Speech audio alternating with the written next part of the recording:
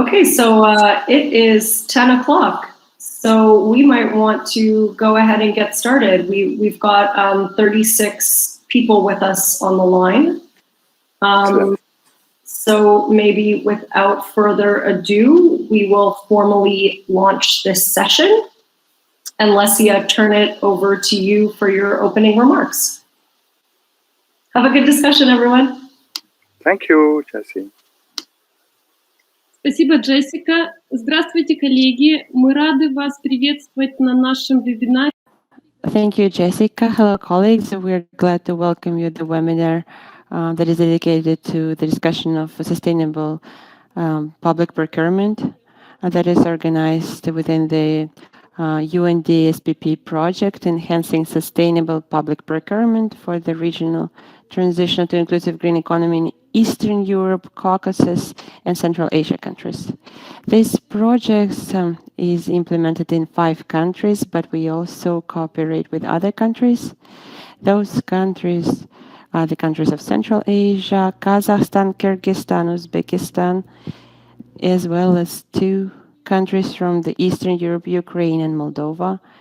But this project at the same time is one of a series of projects on sustainable public procurement that are implemented by UNEP for the past several years, starting from 2012, when UNEP developed a methodology on the approach to sustainable procurement and started supporting countries in transitioning to sustainable procurement, thus helping transition to the principles of green economy. We have 3 partners, implementing partners for this project. This is UNEP and the European Economic Commission of the UN and the platform on green growth knowledge partnership. And in different countries, we are implementing various events, working with the governments, with departments that are responsible for state procurement in order to improve the legislation if there is a need for such actions, or helping them in developing the criteria for sustainability and implement those criteria, include them in the non-mandatory criteria list for state procurement.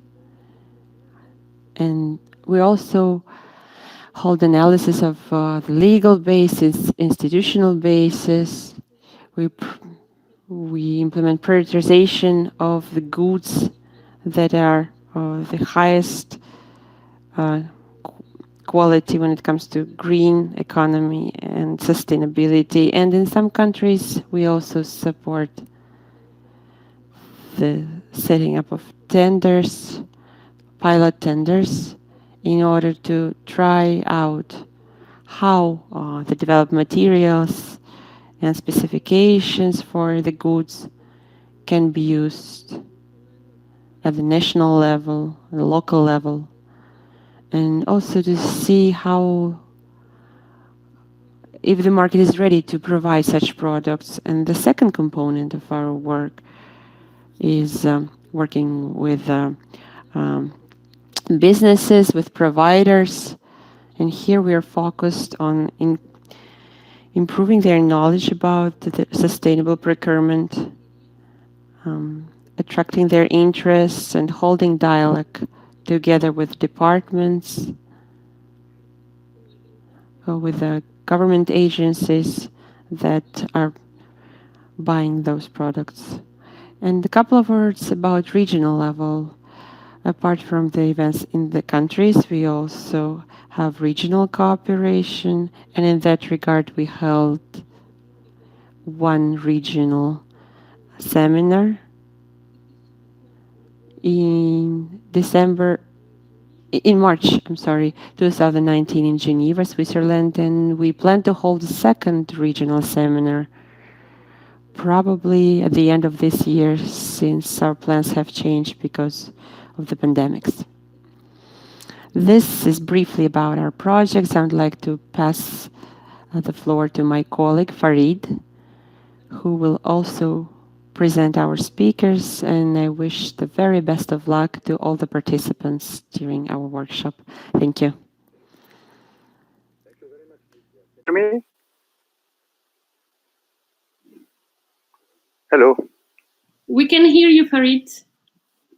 Okay, thank you. Well, thank you everyone to this joint event from the Green Growth Knowledge Platform and UNEP, which is the United Nations Environment Program. We're pleased to welcome a number of speakers with us this morning. We have with us Mr. Kakha Demetrashvili, who is the Deputy Chairperson from the State Procurement Agency of Georgia. We have Helene Hoggen, sorry for the pronunciation, who is the Senior Advisor at the Norwegian Agency for Public and Financial Management, DEFO. We have Mr. Kubat Kanimetov, who is the Director of the Promotion and Development Center of Kyrgyzstan. And we have Ms. Rosemary Kumwenda, who is the Coordinator of the UN Informal Interagency Task Team on Sustainable Procurement in the Health Sector, hosted by the United Nations Development Program.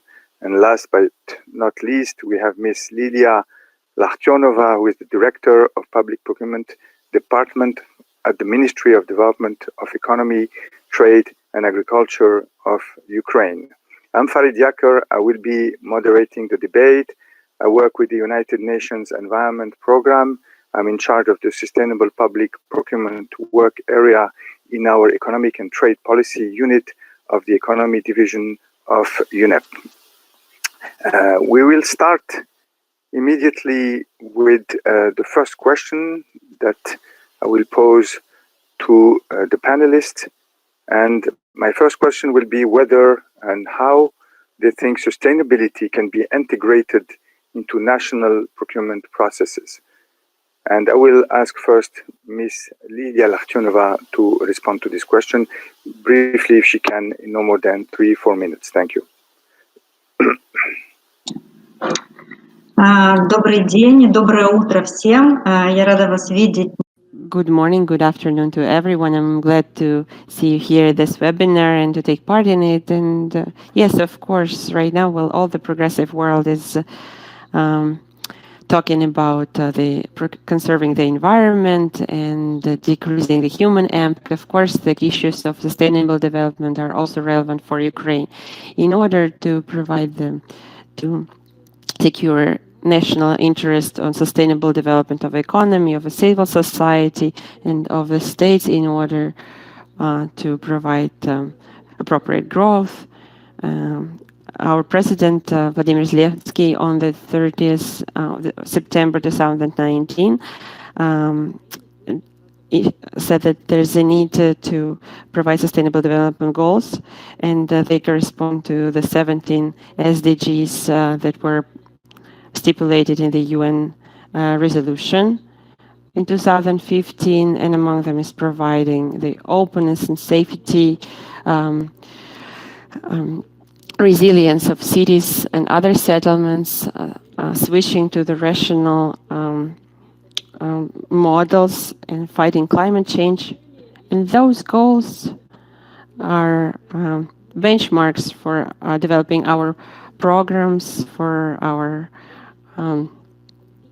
various actions in order to provide sustainability and green growth.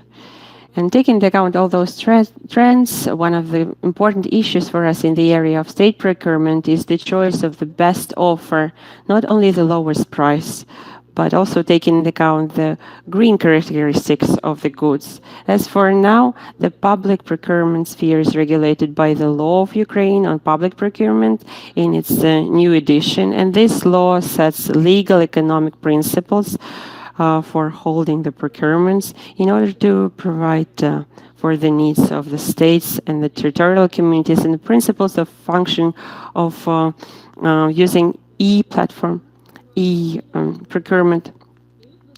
And this new edition gives the the possibility to apply various non-price criteria.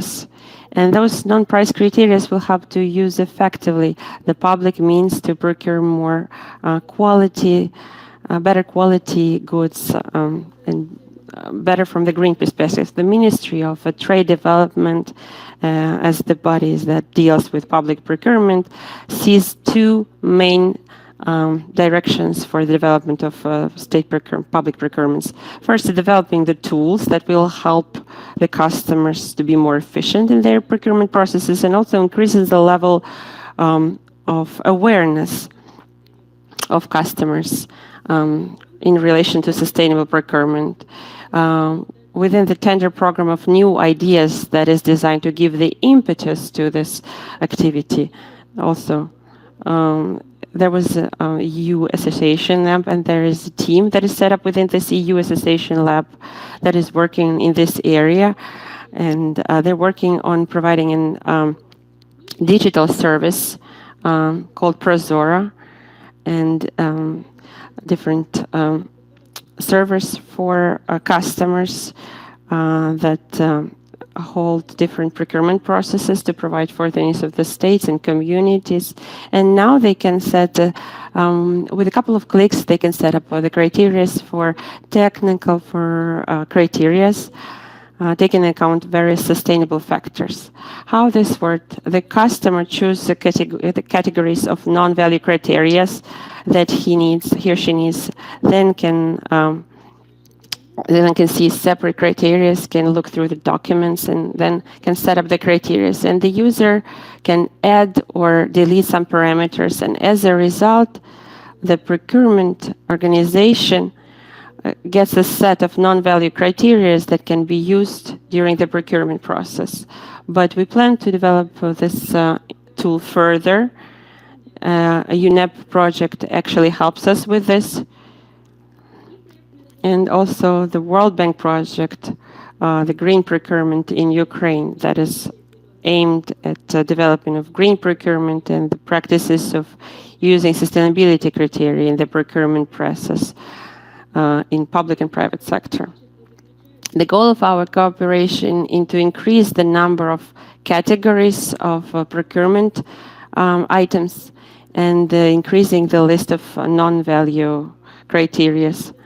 And we want to expand the basis of these criteria to include more goods and more items that can be implemented through our system, and also to set up an educational platform to increase the awareness of our customers and businesses in relation to using the sustainability criteria. One other thing should be mentioned that was introduced in 2020 is the possibility to assess the tender offers on their life cycle. And with this option, the customer can assess the potential expenses during the whole cycle that are related to the acquisition and to the use of this product. So the buyer can choose the best variant to secure his needs in a long-term perspective. And we have approved methodology regarding the assessment of the whole life cycle of the project. And right now we're finalizing the work on this tool on the digital platform. And we hope that our system Prozora will help to assess the whole value cycle of the project. And this whole process will help us make customers think how to use their money efficiently and how to buy green, safe products, thinking about the interest about vulnerable members of our society and other issues. Thank you. That is all for me. Thank you very much. Yeah, I take the opportunity to say that this webinar is being recorded and that it will be posted on the website of GGKP and UNEP, so it will have a large dissemination. And I would like also to ask you to fill in the poll. It should be accessible. Maybe Lilia will give us more details on this. Oh yeah, you can see it on the screen. To let us know where you come from, your location, name of your organization. This is really helpful for us to keep in touch with you. Without further ado, I'll give the floor to our second panelist, and we give the priority to our ladies. So I would like to ask Helene to respond to the same question, whether and how sustainability is being integrated into national procurement processes in Norway, in no more than 3 minutes. Thank you. Thank you, Farid, and hello from Norway. In Norway, I think we've come to the realization lately that we know that we're spending around 15% of the GDP in European countries on public procurement, and it doesn't make sense to keep buying yesterday's products and solutions when we know that we have to halve climate emissions, and we also have to do a green transition, and also we've seen increasingly that it will promote green competitiveness for industries if we manage to do sustainable public procurements.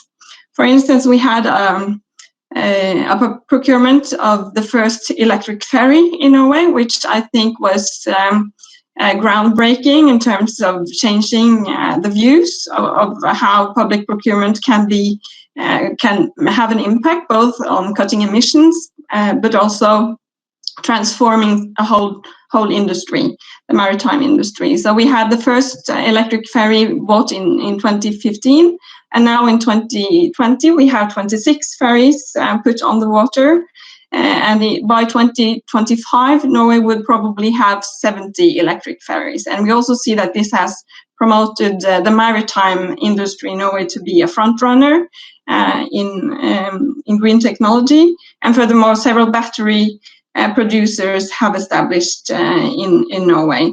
So this has led to a broad political consensus that sustainable public procurement makes sense, and it's basically a no-brainer to use this as a tool.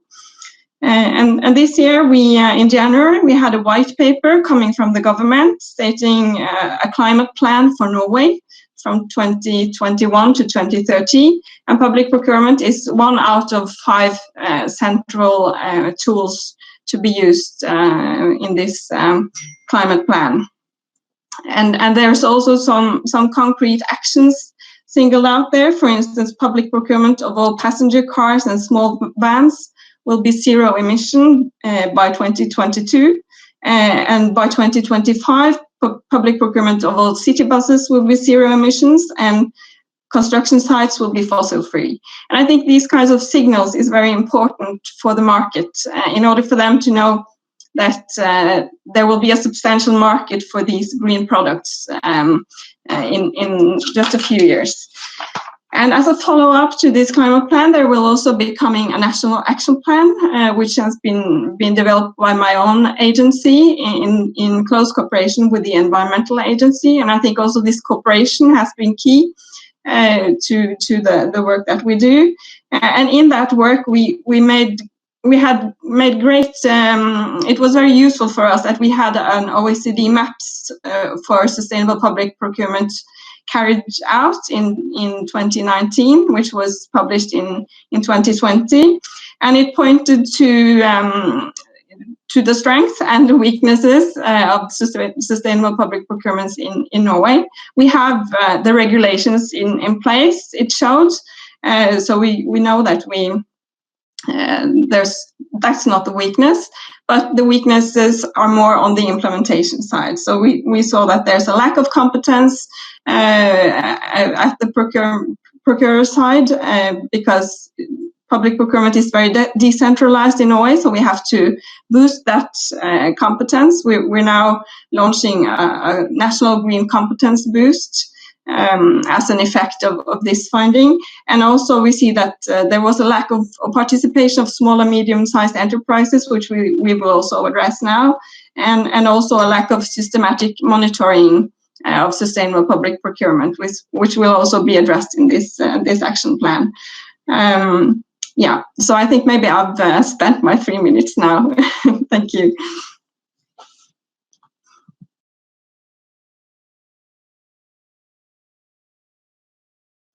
Farid, you're on mute. Very efficiently.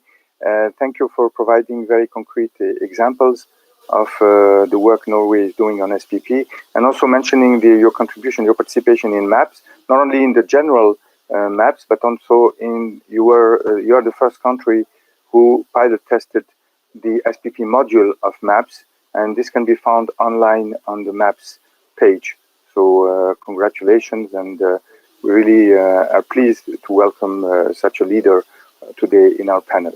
Another leader in the region is Georgia, which has embarked really very actively and in SPP, thanks also to the efforts of the Public Procurement Agency of Georgia and of Mr. Kakha Demetrashvili, who is with us. So Kakha, you have the floor to outline the work you're doing on sustainable procurement and how you're embedding sustainability in public procurement. Thank you. Well, warm greetings from sunny Tbilisi, sunny Georgia. I will reflect actually on the Georgian policy lessons learned, what happened. I'm pleased to tell you the Georgian story that actually 2 years ago we decided to go directly to the law amendments, As usual, a lot of international stakeholders are recommending to start with the strategies, with the national action plans, to develop different, let's say, policy papers. But we were lucky when 2 years ago, the Lilia, Farid, and other colleagues from UNEP came to Tbilisi and meet us, and we decided together to draft the law amendments, direct the law amendments. Sure, it was, let's say, first phase of our cooperation. According to the association agreement with the EU, European Union, we had a lot of obligations. We had a lot of issues to be approximate with EUAG.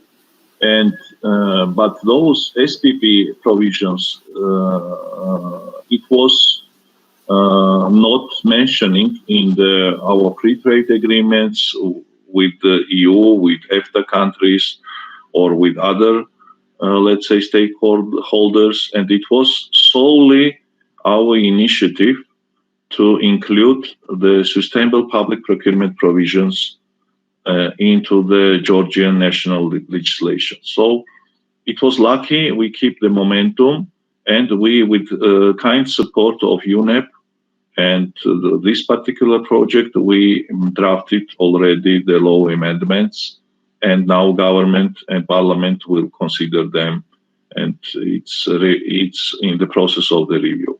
After that, sure, we realized that the primary law is not enough to implement those policies, and with the support of UNEP, we have drafted already the bylaw, the relevant bylaw. Now we called it the third stage. Now we are on the third stage of the identification of those goods. We decided to concentrate on the goods, not only. It was also, let's say, my government strategic decision to concentrate on the goods and not services and not construction works. There are different, let's say, recommendations, including EU, let's say, best practices. Let's say, a European Commission is recommended to include SPP provisions into the, let's say, road construction. In my country, it's absolutely nonsense and impossible. It was, let's say, we conduct a lot of workshops, a lot of assessments, and now we are finalizing the list of the goods to be covered under those SPP provisions. the third stage is, let's say, under the completion, and we are gonna to launch the fourth stage, and now we are, let's say, between those two stages, developing the relevant guidelines, how to implement them. So it was like several stages of the policy making, step by step, primary law, secondary law, the sure defining the target objects, and now we are developing the guidelines and manuals how to implement them for contracting authorities. So this is regarding the policy issues, regarding the SPP. And the very final word is that, let's say, Georgian story is saying that we are concentrated mostly on the green procurement and energy efficiency procurement, let's say, dimensions of SPP rather than social dimension.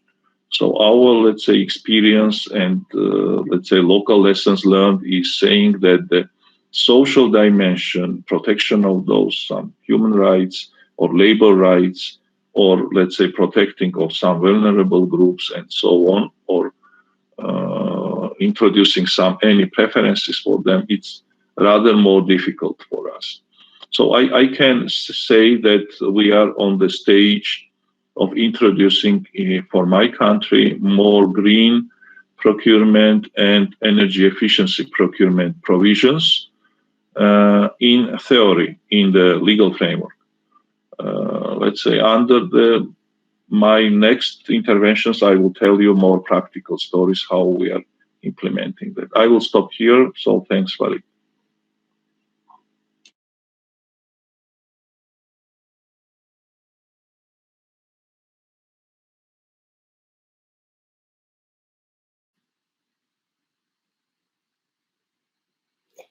Colleagues, probably Farid has technical issues, so he will join us just in a second. And Farid, are you with us? Little problem technical. I think we're ready to move now to Kyrgyzstan. Kyrgyzstan is also, I would call really Kyrgyzstan a leader in Central Asia in terms of moving forward on SPP. And this is also thanks to political willingness, but also to the action of the NGO, which is assisting us in the implementation of SPP. Kubat, please, the floor is yours, Kubat. Спасибо. Спасибо. Thank you very much.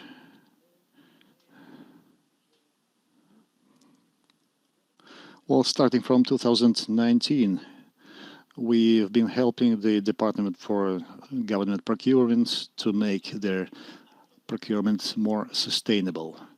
Initially, we acted as a consulting organization, and we made a review, legal, organizational.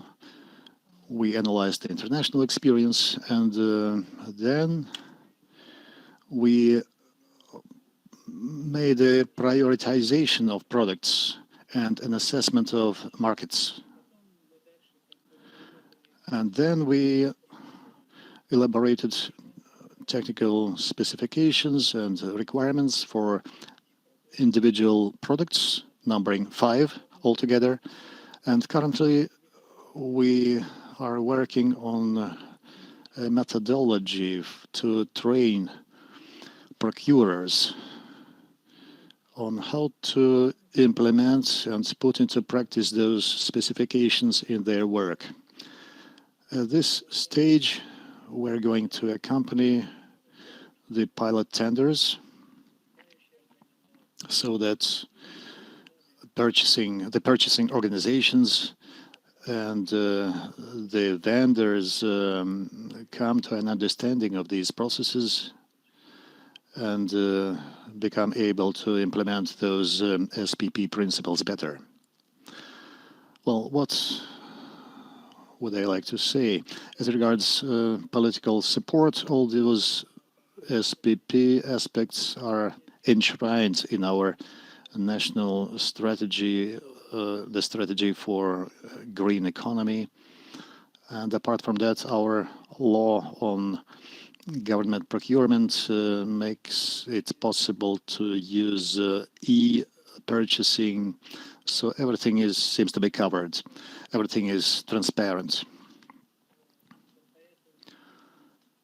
Also, it is possible to autonomously draft specifications, establish specifications in buying the necessary product.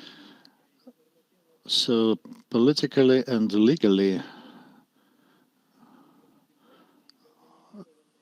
we have adequate laws up to international standards. I would like to touch upon some issues, some problems that we are faced with. First is political instability.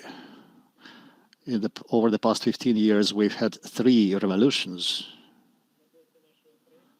And since the start of our project, we've seen 4 prime ministers. And each prime minister has its own program, its own views, and every time a new prime minister takes over, we have to explain to him what SPP is about.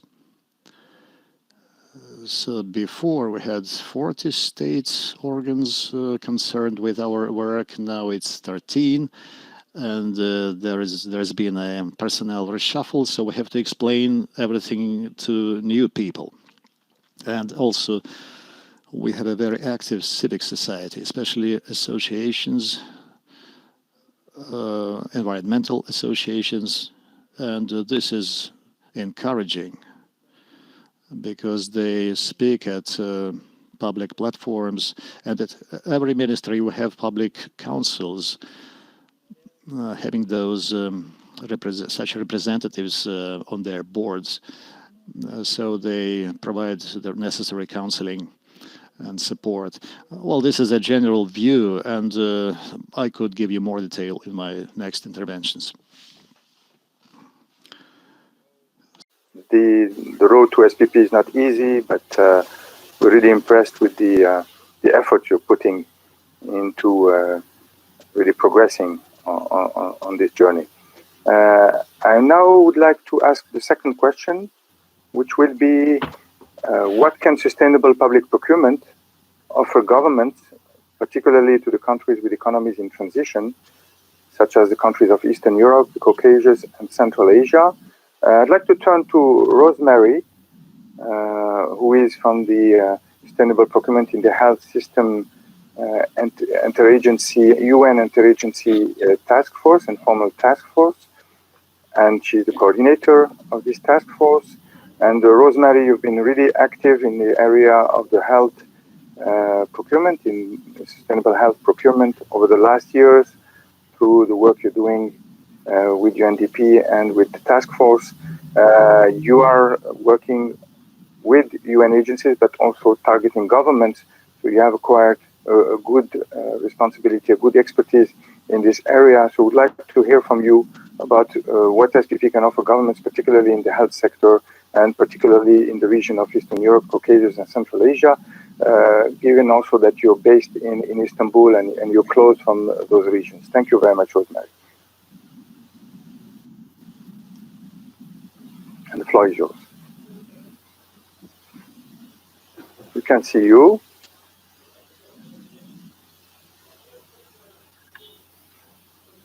Okay. I don't see Rosemary, Lilia. So by the time Rosemary comes back, can we ask Kakha to tell us, how he thinks SPP can really help governments and with economies in transition? Please go, Kakha, you have the floor. Yeah, let me continue. Oh, sorry, Rosemary is back. Sorry, Kakha. Rosemary, are you back? Yes, I am back. Thank you. Sorry, Kakha. Sorry about new technology. I think shifts from Teams to Zoom to so many platforms. You're here. Thank you very much for the introduction, and thank you very much for the invitation and for organizing this very important dialogue thanks to UNEP and GPP. So your question, Farid, is very important for several reasons. Firstly, like the colleagues that spoke before me, procurement processes that consider social, economic, and environmental factors enable sustainability across the supply chain, especially now with the increase in health procurement to fight the COVID-19 pandemic.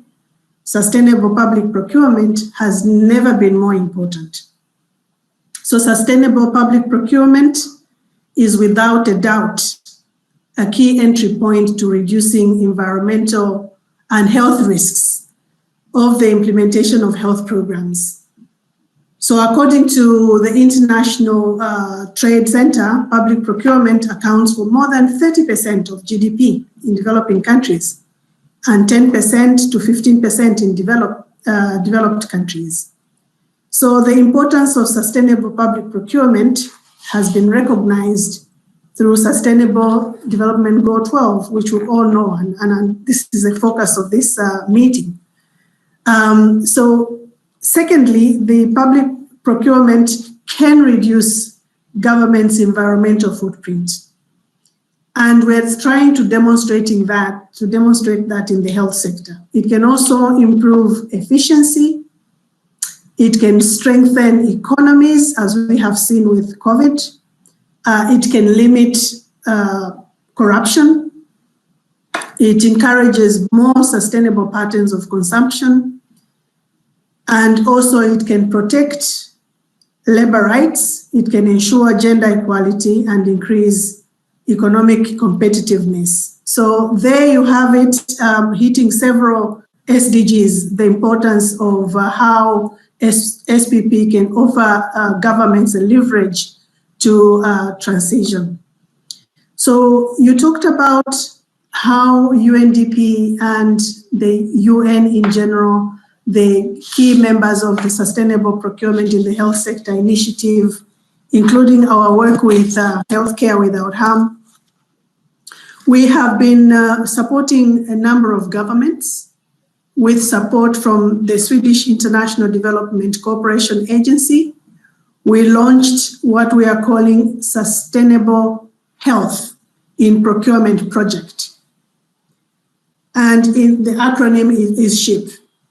So the objective of this project is really to reduce greenhouse gases, to reduce resource depletion and chemical pollution by working with ministries of health, procurement authorities, and ministries of environment and others, including hospitals and health systems in 10 countries.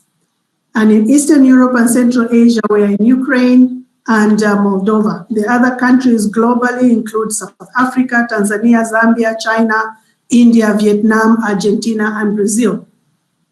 So I was very happy to hear from Lilia of Ukraine on the ProZorro initiative, which UNDP as a part providing health procurement services to the Ministry of Health and working with the Central Procurement Agency. We are pleased with the advances that Ukraine is making. And in particular, through this project, focusing on greenhouse gas emissions for the health sector, resource depletion in the health sector, and chemical pollution, to demonstrate that SPP is a tool, and you correctly put it, that it is a sleeping giant for reducing greenhouse gases, resource depletion, and chemical pollution. Thirdly, Farid, I would like to highlight the current environment where we find ourselves in terms of SPP and how governments, especially during the COVID pandemic outbreak. We've seen that during this outbreak, we've had an increased need to procure health commodities, which have resulted again in unnecessary overuse of disinfectants. Sometimes I call it unnecessary because we've seen setting up of disinfection tunnels, which have been argued not to be effective. So this in turn has a ripple effect in many regions, and including our region. and in especially developing nations where we see that governments can begin to focus on ensuring that there's an overall SDG financing, particularly using a leverage of SPP. So last year, at the peak of this pandemic, we, as a UN joint team on sustainable procurement in the health sector, we developed a guidance note on health procurement. And this guidance note ensures the integrated approach to sustainability to strengthen strategies and policies and practices in the health sector to ensure resilience of the health sector while simultaneously protecting the planet. So one of the key concepts of this guidance note is the need to actually decouple the health sector from economic activity.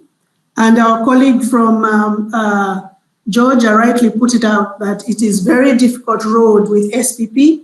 And I like that they have selected to focus on green. But for us, we have decided to go full throttle with ensuring that we combine both economic and environmental dimensions in providing this guidance in order to deliver effective and critical health services. We need to ensure that health services are provided in an atmosphere where on one hand the government is growing the economy, but on the other hand the health sector should be producing less waste, the health sector should be using less resources, the health sector should be reducing the negative impacts on the environment so that the sector can focus on what its mandate is, to cure and prevent ill health of the planet and also ill health of the planet. So it's important this guidance note would help governments to ensure that there isn't overconsumption, there isn't wastage, and we protect the ecology as a whole. Thank you very much, Rosemary, and offering us a good transition to Kakha. He would like to answer the question whether what can SPP offer to Georgia, not only in the environmental area, but also in the economic field and in the social domain. So over to you, Kakha. Well, sure, I have to be honest with you and with our, let's say, audience.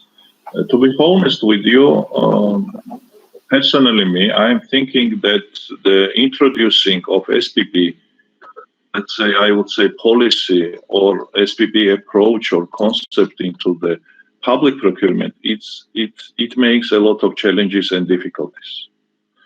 And personally, I'm thinking that it is increased corruption risks even. Because sure, it's, I guess, by default, we are limiting the access to the markets, we are limiting access of economic operators, we are limiting, let's say, criteria or something. We are, let's say, decreasing the wide access of the economic operators and minimizing the competition. Also, personally, I'm thinking that in countries of transition, let's say with transition economies, I would say that we have a lack of the capacities in the contracting authorities. In my country, we have, they are operating up to 4,500 contracting authorities. Imagine its army, more than 10,000 officers, procurement officers are working in the field of the public procurement directly. And also a couple of dozen thousands are, let's say, complement the work. It means that it's a huge army that we cannot educate them, we cannot prepare the knowledge, let's say we cannot train them directly in 1 second. It's a huge lack of the capacity. And the third and most important point is lack of the budget, lack of the finance. We are not rich countries. and Rosemary and colleagues. That's why Rosemary is working for this, let's say, region. For in my country, we have no enough resources like Norway. Maybe Norway has, and to, let's say, to follow the SPP provisions, approach, policy. I love it. I like it very much. I'm lobbyist in my country, but on other hand, you have to have a more budget for that. Helen will agree with me that electric boats, electric ships are much more expensive, or something, electric cars or electric something, right? Much more, 2, 3, 4 times more. So when my countries, let's say, each of our countries, we have, let's say, specific or even strict. In my country, we have very strict financial budgetary discipline, very strict environment, I would say, for public finance management. And under this framework of the when you have a lot of goals to develop your country, a lot of challenges, you have a lot of poverty, a lot of unemployment, a lot of, especially in this pandemic or post-pandemic period. So we are facing a lot of difficulties, a lot of challenges. I would say it is not so everything, the sky is not very blue, and it's not sun shining on this red. And I would say that we have to put a lot of efforts to firstly lobby it on the political level, that all politicians, policymakers, after that executors at the government are following this approach, this concept. They are changing the minds. This morning, I was watching the committee hearings at my parliament. The Georgian parliament has the committee on this environment protection has voted for the huge package of the laws, several laws protecting more for more protection of the environment. I mean, more, we are increasing our standards of the protection of environment. And sure, there's different, let's say, policy efforts to somehow to lobby, I would say, to lobby SPP into the real policy, But on other hand, sure, SPP can offer, let's say, it's a new stage of development. At the end of the day, maybe, yeah, sure, this morning we have to pay much more for those goods, great goods and services. In my city, we have procured, let's say, eco buses. All municipal transport in my city now are following just Euro 5, Euro 6 standards with zero pollution.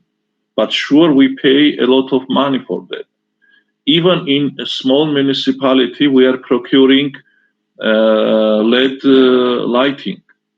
In my country, we are, let's say, small country, but our streets, avenues, and traffic, let's say, roads are lighting. And we are procuring LED lighting, but those are in sometimes 6, 7, or 8 times more expensive than the regular lighting. But we are facing those problems with the budget, with financing of those projects, with lobbying at the parliament. And at the end of the day, the parliament is voting for the budget for those projects. But on other hand, sure, the question was, what can SPP offer governments? At the end of the day, it offers sure economy, more economy in paying. We are paying less, for electricity for those LED lighters, right? It's very simple example, but sure, we are more healthy when we have zero pollution from the buses. According to latest assessments, the municipal transport is the most, let's say, dirty objects that it makes, let's say, our life, and that, let's say, difficult, right? And so on and so on. So, Farid, if you could conclude, because your time is over, sorry. Yeah, thank you so much. Yeah. Actually, what my message, very fast last word, is that my message is that different countries has different conditions, and we cannot compare. Sure, we are more than happy to, let's say, share the Norwegian or experience of the Norway. Yeah, we received the message. Thanks for outlining the constraints, especially in middle-income countries. And then it's the opportunity to let Helene maybe react and say, of course, we know that Norway is a wealthy country, but I suppose you also need political willingness to move on onto SPP and achieve the results they have been achieving. Also, we heard from Kakha that we have also to take into account the savings also from SPP. It's not just about cost, but it can be also about saving electricity costs, for example. So we have to choose the product, the goods we work on in a smart way. So what is your take on this, Helene? Yes, I certainly I see Kakha's point, and we have those same discussions, although maybe in a different context in Norway, that whether we're going to spend larger sums on greener products, but it's also a discussion of whether you see the costs in the life cycle of the products or just in the investment moment of it.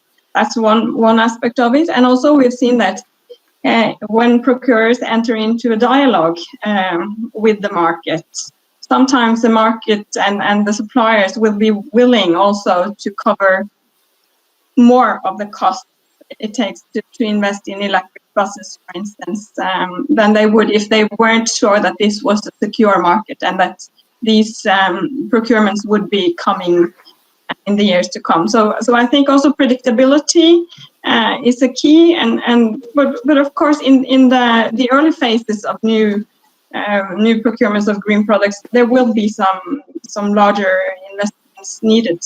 And also I think that the approach that Georgia has taken with singling out some sectors is also very important and smart, and that's also something we do in Norway. We look to where are the big environmental impacts, where can we also as procurers have an impact on the market, and that's often in transportation or construction, but also in the food industry.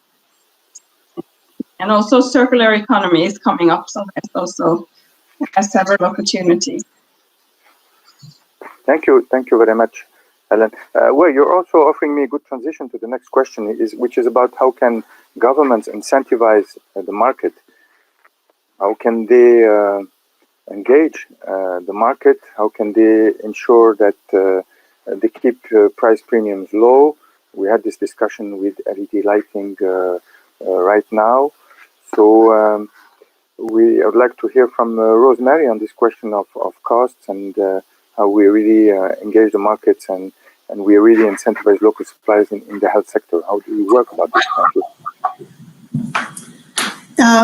Yes, Farid and colleagues, this is a very complex area where governments, like Kakha said, governments face a lot of challenges to integrate sustainability into their procurement systems. So some suggestions, really. And it takes champions, right? You need champions within parliaments, you need champions within practitioners. So starting with promulgating policies that promote local production and supporting, small and medium enterprise for them to manufacture sustainable goods and services. I think the engagement between the buyers and the producers has not been quite intense in the past, but with sustainability, we need to see more of that so that the buyers determine what kind of product they want. If, for example, a buyer notices that in a particular product there's a chemical, they need to come up and say, we know the alternative. And the alternative, which is safer for human beings and safer for the planet, is, for example, how do we eliminate PVC? So the alternative is there. Then you bring the market in so that they can then look at ways of substituting that hazardous chemical is something that is much, much safer. But you are right, we need to involve like small and medium manufacturers for them to be part and parcel of that sustainable goods production. And we need to define what sustainable dimensions we want in the product. I think Helene also talked about the total cost of ownership for product selection. This is very important. Sometimes we just look at the cost, but that's not enough. The total cost of ownership would capture what the cost savings might be from reuse, circularity, how do we realize timelines to return on investment. I think that, again, very important. Very little signing of trade agreements with countries where, such services of sustainable products are being manufactured. I think we need to collaborate more. If my neighbor, country A, is doing something on sustainable production, why do I need to go and procure from a country that is very, very far? So we need to look at interregionality and facilitate the exchanges. We haven't looked at curriculum. Again, back to you, Kakha. You were saying how difficult to train people.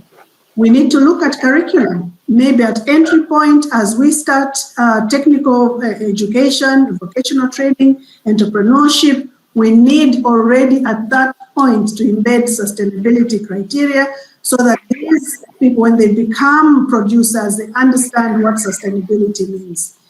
As the adage goes, the most sustainable product is one that is not procured. So let's eliminate unnecessary products. Let's rotate stock. Let's encourage reuse, produce less.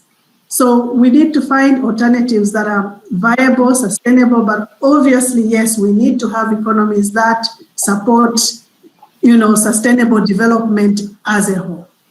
Over to you, Farid. Thank you very much.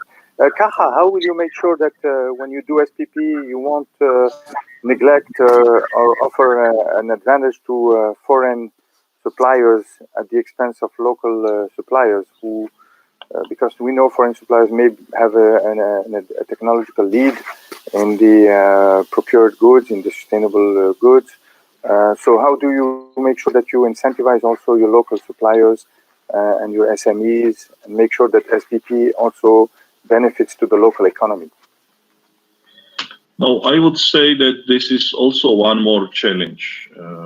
Farid and Rosemary, I would say that, okay, we have a very strict, all of our countries, we have introduced already a very strict regulations on non-discriminatory principles and openness of market. So we cannot discriminate any economic operator, Rosemary, and we cannot also make any preferences either for SMEs in Georgia or Armenia, Azerbaijan, Ukraine, or Tanzania.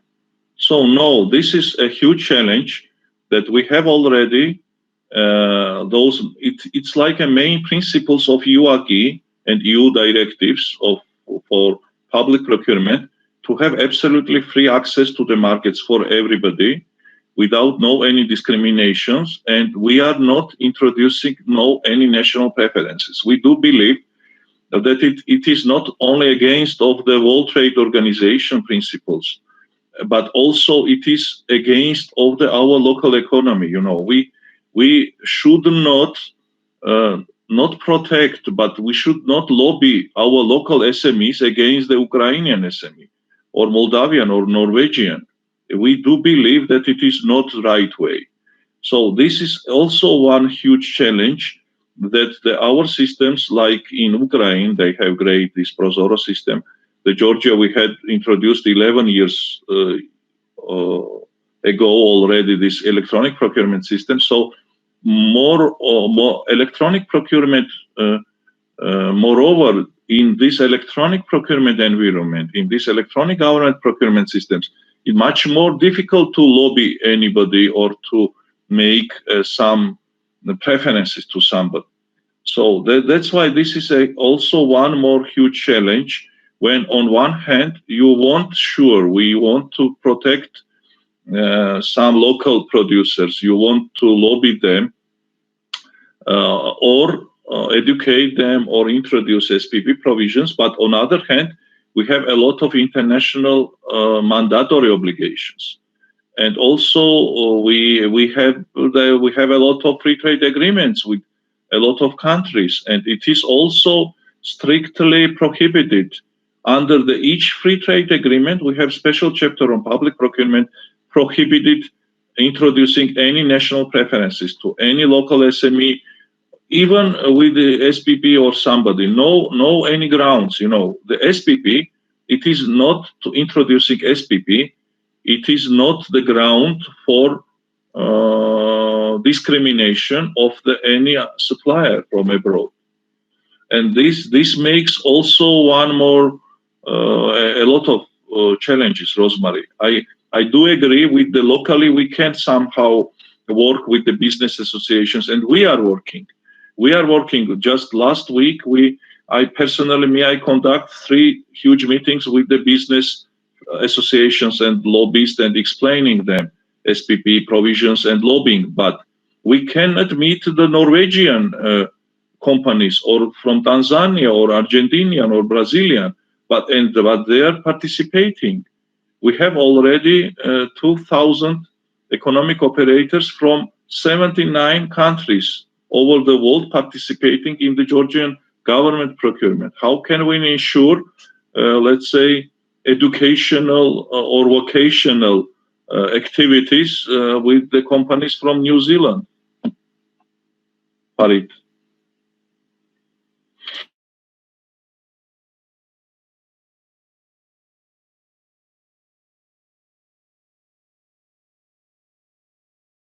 Lilia, do you want to react? Do you want to say something?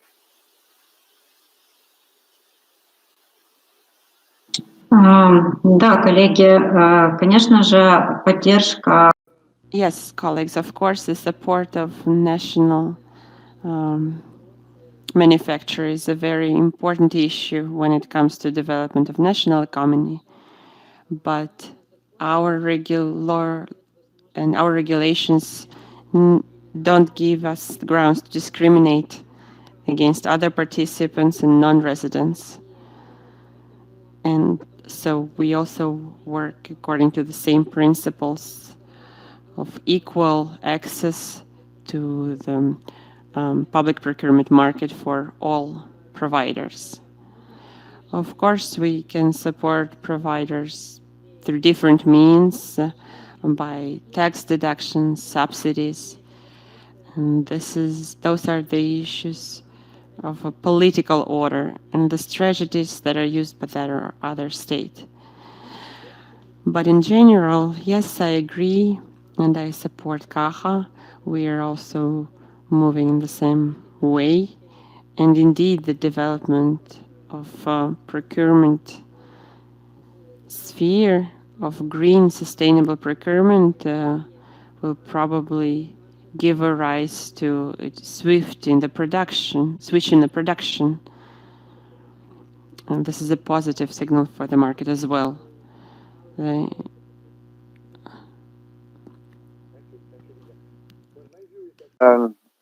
Countries are, and some of the champions of free trade, still find ways to support their local suppliers, their SMEs. We have the Small Business Act. We have many ways to innovation, supporting innovations through legal subsidies, etc., to support the local suppliers. So it's not black and white.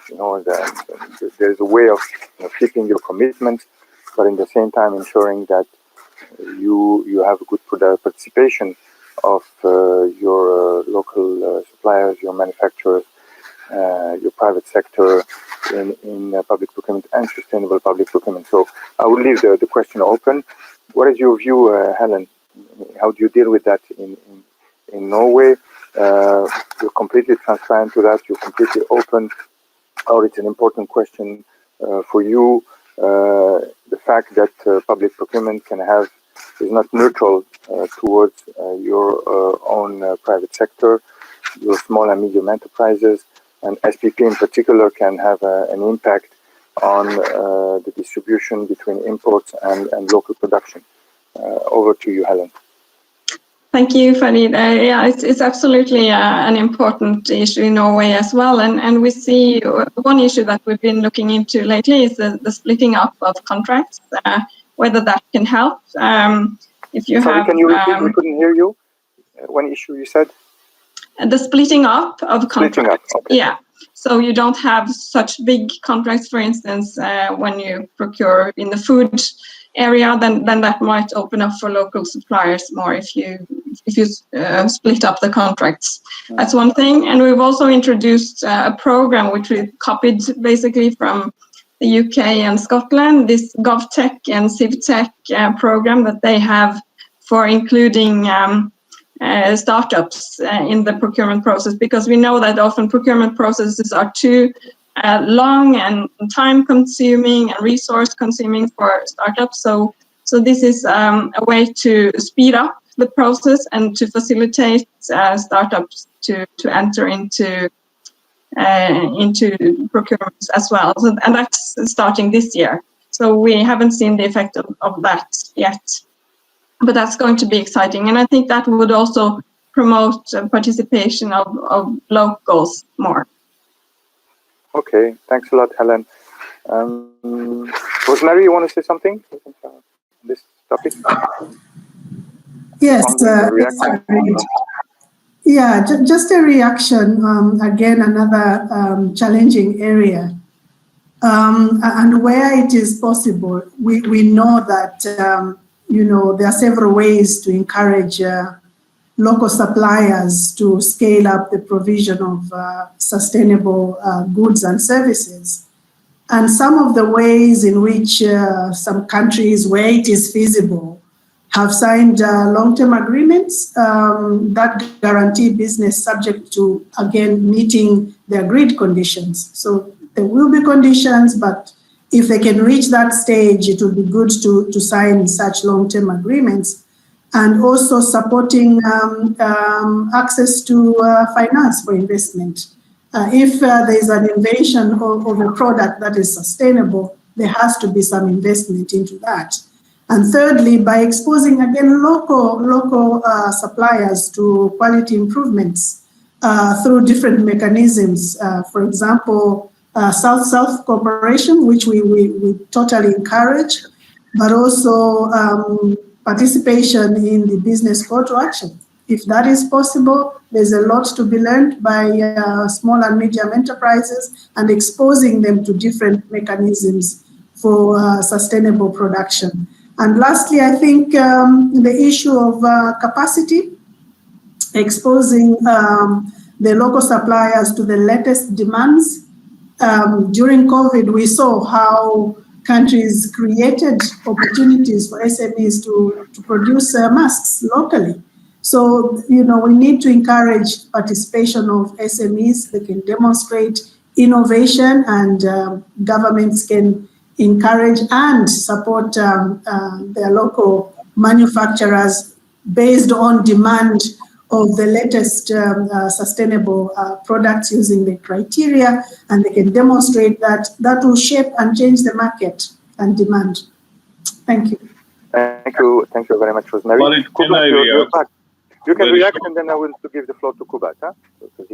Very shortly. Yeah, very shortly. Rosemary, I'd like to just underline that there is a difference between the encouraging the local suppliers, between the ensuring access to different financial mechanisms, loans, subsidies, and so on, and the, let's say, ideal public procurement transaction.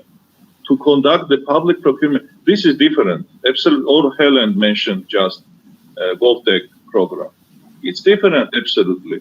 But if Norwegian government is promoting or teaching some startups how to reach access on public procurement transaction, it does not mean that under the EFTA agreement, they can discriminate the company from Iceland, 100 years ago history giving.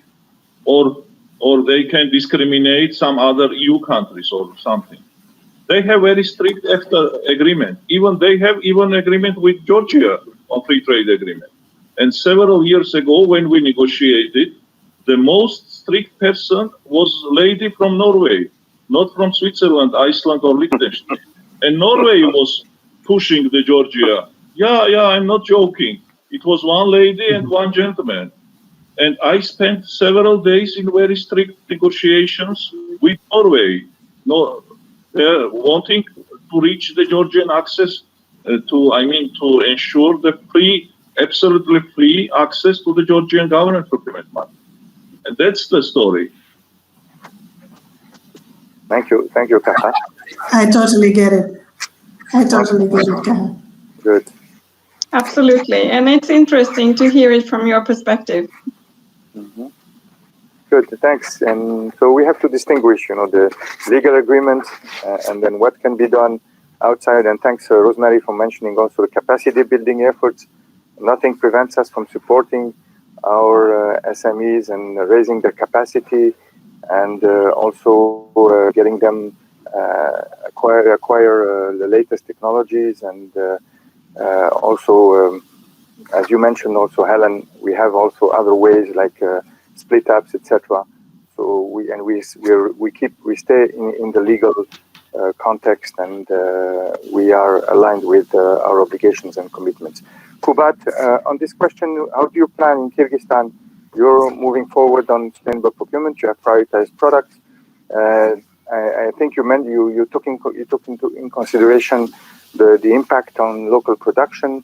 So, what is your view on this question of SPP and its impact on SMEs and on local economy? Вы знаете, когда мы делали...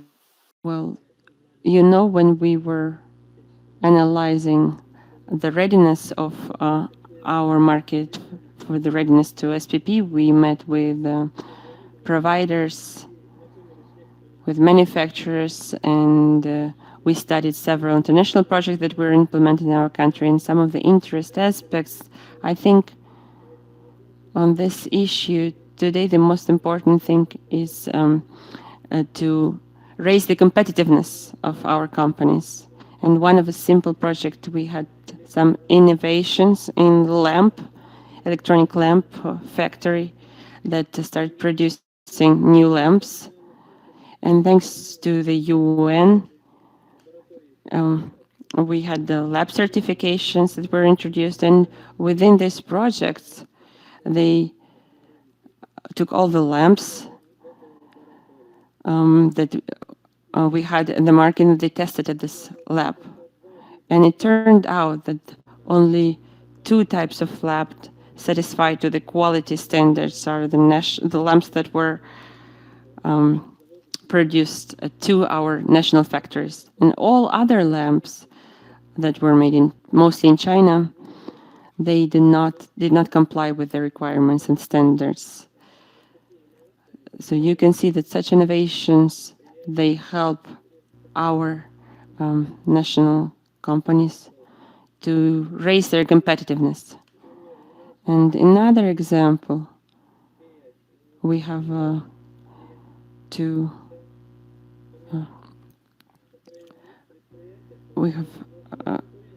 companies, and they have high competitiveness. They export their products to Kazakhstan, to Uzbekistan, to other countries. So there is potential. And here we have to take into account that the regulatory base on external trade, we have 0 custom tariffs for the import of innovation equipment and technologies. And here, our domestic companies, they can come to a rather good level without violating any regulations. And one more thing, during the pandemics, talking about money or health, people felt that their health is more important than money.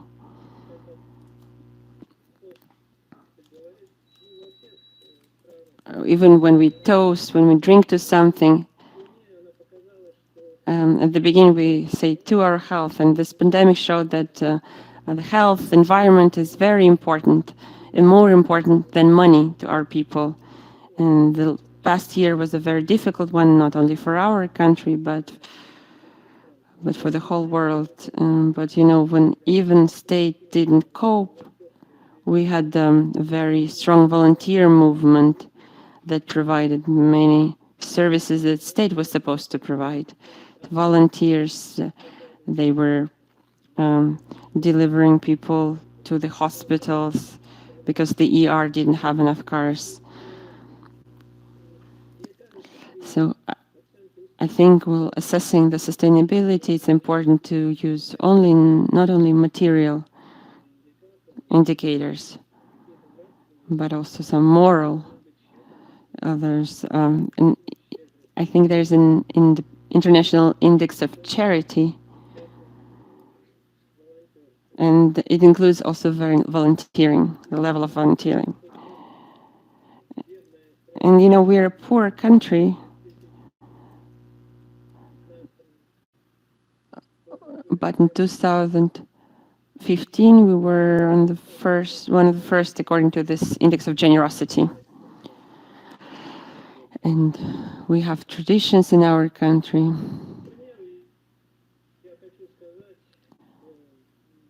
And I want to say that, for example, my grandfather, when he was living in the country near Lake Isikul,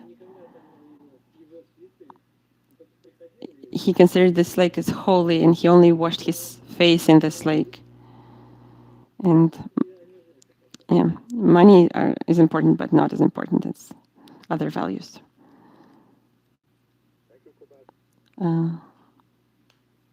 Спасибо, Kubat.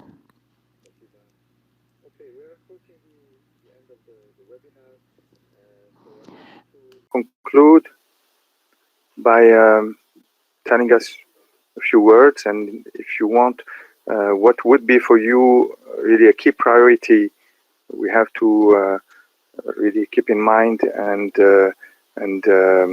prioritize for next step to ensure that we really move on the right track, and we ensure that SPP is further developed, that it progresses in the future, and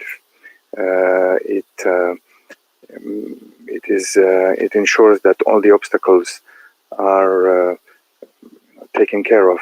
So what is the main constraint that we have to face and address to ensure that we keep moving forward on SPP in the particular time that we're living, especially with COVID. So Rosemary, if you'd like to give a final word, and no more than 2 minutes, please, because we have to conclude. Thank you. From me, just to say thank you for organizing this. It's always new topics that help us to learn and to be a bit more ambitious on climate, environment, health. All these are interlinked, and we need to find ways of using every opportunity we have. And in this case, we have SPP as an entry point to wake up this giant, to make sure that we contribute to reducing greenhouse gases, to ensure energy efficiency, reduce chemicals, train people, human rights, gender, anti-corruption, all packaged in SPP. Thank you. Thank you very much, Rosemary. And Kakha? Well, I would say that the SPP, it should be or should become the main avenue of the, let's say, Georgian public procurement reforms. So we are very much advanced in many aspects, but not SPP. And SPP, it's, let's say, a new great avenue for the development of the local public procurement landscape in any dimension, in the legal dimension, in human beings, let's say, in mind, in capacities, building capacities, in developing even electronic tools, I thanks Lilia for the very interesting lessons learned in introducing into the e-procurement the new tools, the new algorithms. It's very interesting, and I very final word is I am addressing our audience to become a champions and lobbyists and of the SPP. I would say SPP champions. I would and we have to, let's say, strengthen our propaganda efforts. I would say we need propaganda. We need those international projects. We need your intelligence. We need your knowledge, your skills, and we are grateful and we appreciate it very much. But also locally, we need to put a lot of efforts to propaganda. Propaganda. Thank you, Kakha. Propaganda in the positive sense. In positive things, it's a green propaganda or something. Exactly. Good propaganda. Apostles. Okay, Helen, please, last word. Thank you. I think that one barrier that has been that we've been discussing today is, the economic costs that this that sustainable public procurements might have, but we must not forget that it also has a lot of economic gains, because if we don't cut emissions in half, like we're going to by 2030, then it will cost us a lot. And also, if we want to ensure that our businesses are competitive in the international markets, then we have to help them by demanding these sustainable products and services from them. So I think that's my last words. Thank you very much, Helen. Lilia? Пожалуйста. Да, коллеги. Yes, dear colleagues, as I said at the beginning of my presentation, we see two main avenues of sustainable development for the procurement system in Ukraine: an emphasis on developing instruments within the framework of the electronic system, helping the customers to purchase environmentally in an environmentally sound way and economically sound way. And the second avenue is increasing awareness of the purchasers, of the customers, because yes, indeed, we do face certain problems with that. Customers have to understand the priority is not only the cost factor, and that the product has to be long-term, durable, and environmentally sound, acceptable.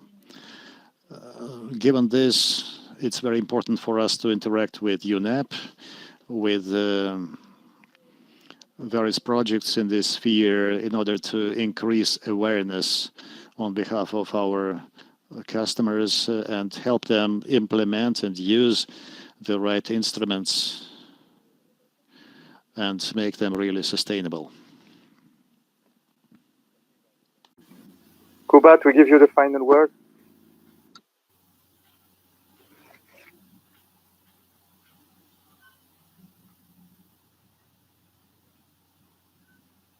Kubat.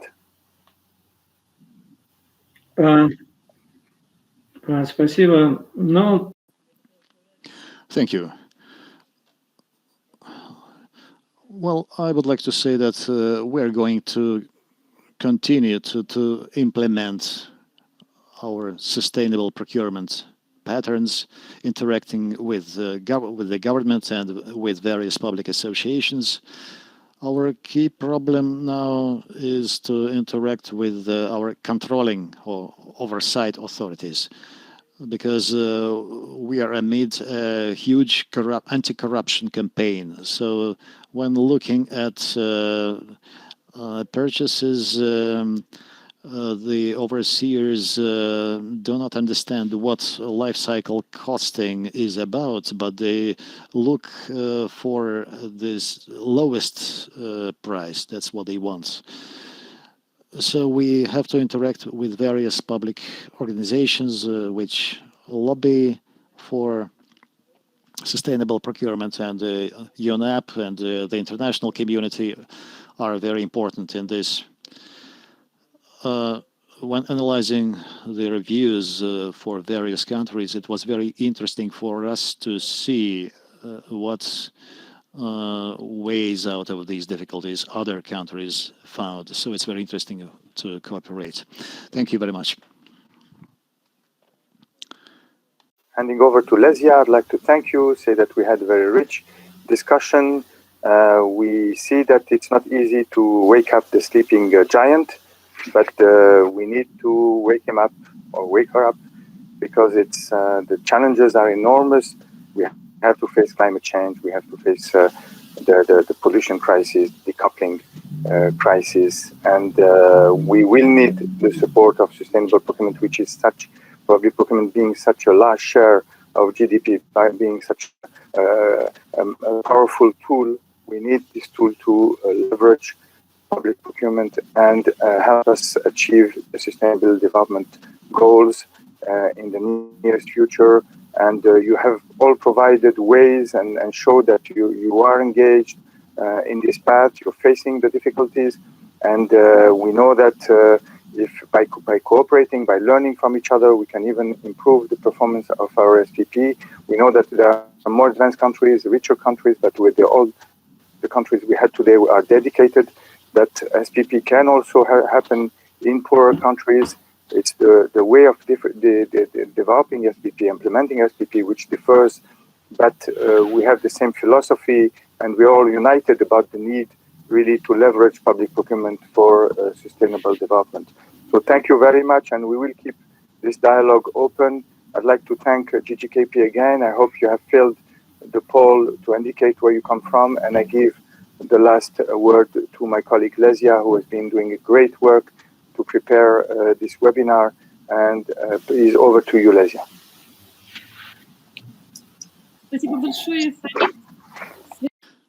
Thank you very much, Farid. On behalf of me personally and all the organizers of this, and on behalf of our project, I would like to thank you all. It was very interesting to hear your perspectives and about the realities in various countries and in various government systems. It was very interesting to hear about the international experience, especially in the field of health purchasing and health protection. These issues are most topical now. And thanks Kubat for this very vivid and a bit philosophical perspective or take on this problem, these issues. So we've got a few questions from our participants, and we will do our best to provide answers in our next webinars. Today we did not cover everything, such things as environmental labeling and certification. And that's why we're going to organize another webinar on March 23rd, also to be supported with the Green Growth Knowledge Platform, GGKP. So if interested, please welcome to that next webinar. We'll send you additional information about that. And I would like to thank our interpreters for their good performance, enabling us to smoothly and seamlessly understand each other. And Jessica, of course, who did a lot to organize this seminar. So have a good day, and we'll stay in touch. See you again. Bye-bye.